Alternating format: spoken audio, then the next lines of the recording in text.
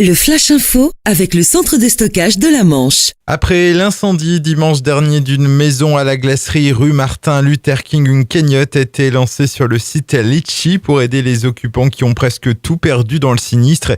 Un incendie qui avait mobilisé une trentaine de sapeurs-pompiers. À leur arrivée, les habitants, un couple âgé d'une soixantaine d'années, étaient déjà à l'extérieur des murs, pas blessés mais choqués. Incommodés par les fumées, ils ont tous les deux été transportés vers le centre hospitalier public du Cotentin, puis relogés dans la famille. Une cagnotte qui s'élevait ce matin à près de 600 € récoltés. À Cherbourg, le parking Notre-Dame devrait rouvrir à partir de vendredi prochain. Les fouilles archéologiques entamées depuis le 25 février sont désormais terminées. Une sépulture du Xe siècle ainsi que plusieurs éléments du mur d'enceinte et du donjon de l'ancien château ducal ont été mis à jour. Pour l'instant, les barrières sont maintenues, le temps de permettre au service voirie de remettre en état le parking Notre-Dame. Le salon de l'habitat a fermé ses portes hier à Cherbourg. À l'heure du premier bilan, les organisateurs sont plutôt satisfaits. Le salon a attiré 6500 visiteurs sur les 4 jours. C'est 400 de plus que l'an passé. Le pic de fréquentation a été enregistré dimanche après-midi où il a fallu faire la queue avant de pouvoir rencontrer les 128 exposants présents.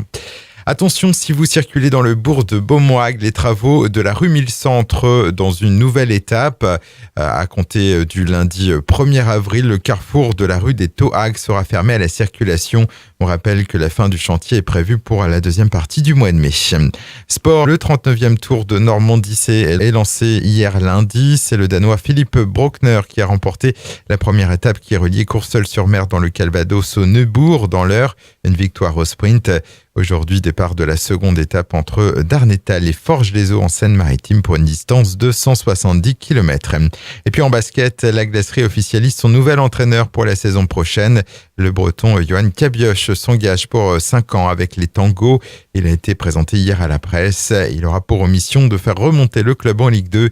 La glacerie qui devrait communiquer prochainement sur les joueuses qui vont rester et sur les nouvelles qui seront amenées à porter les couleurs glacériennes. Le Flash Info vous a été présenté par Landra, centre de stockage de la Manche à Digoulville. Pour en savoir plus et visiter notre centre, 0810 120 172, coup d'un appel local.